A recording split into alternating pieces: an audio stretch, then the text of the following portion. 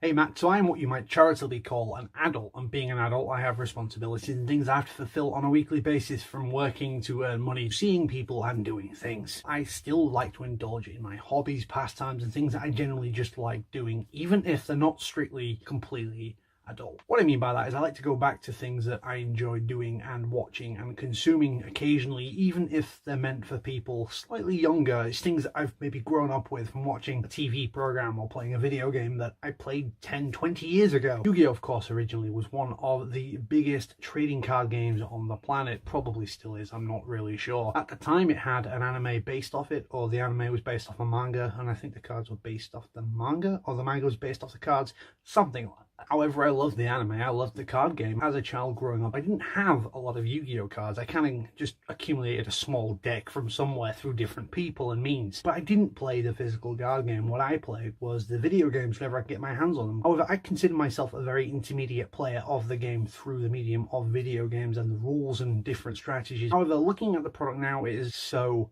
vastly more complicated than what it was when I was learning it. He has this thing where each time a new TV show is released, such as Yu-Gi-Oh!, there's Yu-Gi-Oh! GX, 5D, Zexal, VR or something, and there's a new one. They introduced a new game mechanic into the game, both the card game and the video games. Originally it was basic things that was already in the lore, such as fusing two or more monsters into one. Then it became a different kind of summoning based around same level of monsters, and then from that it just got ridiculous with different types of summoning. And looking at the game now, I can play it, I can more or less get my head around the rules, but I just think it's so ridiculously complicated with too many layers of strategy, and it's just become convoluted. And I think it's become that way because the creators of the cards and the shows basically want to introduce a new mechanic each time because they want to keep it relevant, fresh and exciting, and all it really does is make it overwhelmingly complicated for anybody who's coming into it now with enough time and effort and dedication to studying the various rules. And believe me, there are hundreds of them now, it seems. You could become good at it, but it just takes a lot of time. Prime example of changing something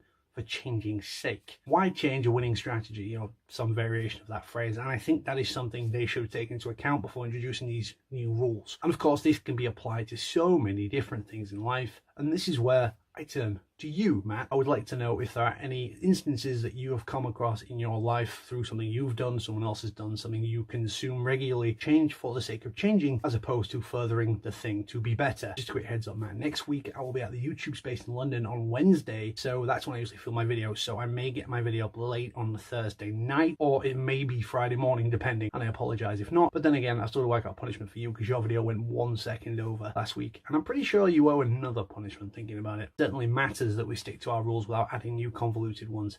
Have a nice day, as always.